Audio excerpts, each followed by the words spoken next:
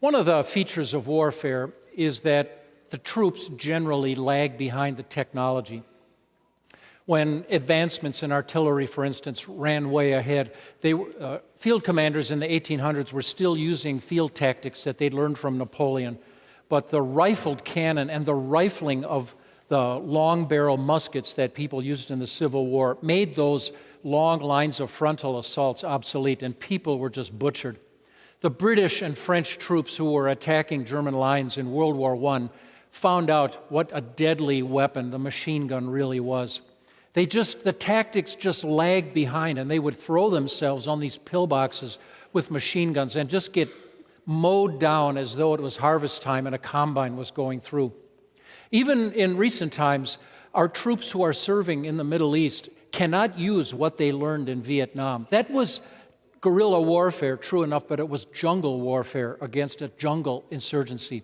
The troops today are fighting on our behalf in a desert land in Iraq, and they're fighting in mountainous desert in Afghanistan. And one of the things that they found out, how unequipped they were, is first of all, the concept of being attacked by suicide bombers. I mean, we had a little experience with kamikaze planes being flown by the Japanese way at the end of World War II, but we had never had to try to pacify civilian areas with suicide bombers loaded with vests full of explosives walking around. In fact, just this past week, the Afghan governor of one of the northern provinces in Afghanistan was kneeling praying at his mosque. And the guy next to him pulled something and blew up a bunch of people and killed that governor.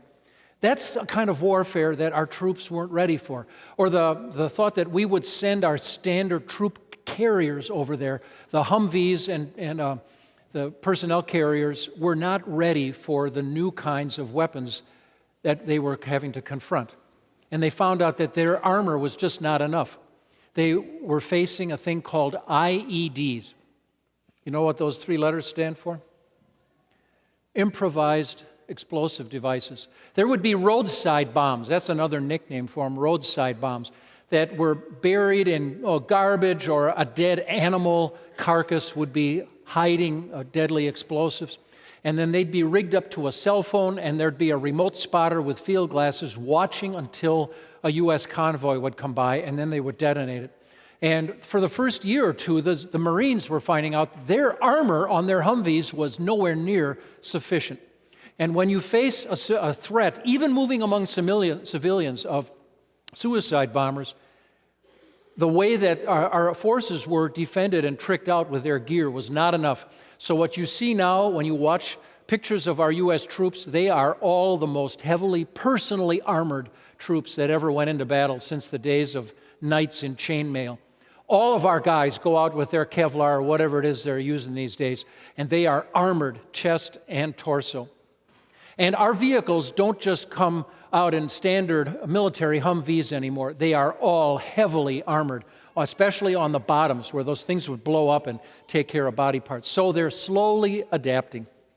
You and I, whether we like it or not, are in a war right here in the United States of America. You are under attack from a fearsome enemy. And just as Adolf Hitler knew in 1945 the war is lost, he did not surrender to save lives. He didn't care. Since he knew he was going down, he would never survive. In fact, he waited till the bitter end and then poisoned his girlfriend or whatever. I think they got married at the last minute. And then he also apparently committed suicide, and his body they tried to dispose of it, and no one knows for sure whatever became of it. So he waited till the last moment. If I'm going down, I'm taking everything else down with me, and he refused to surrender.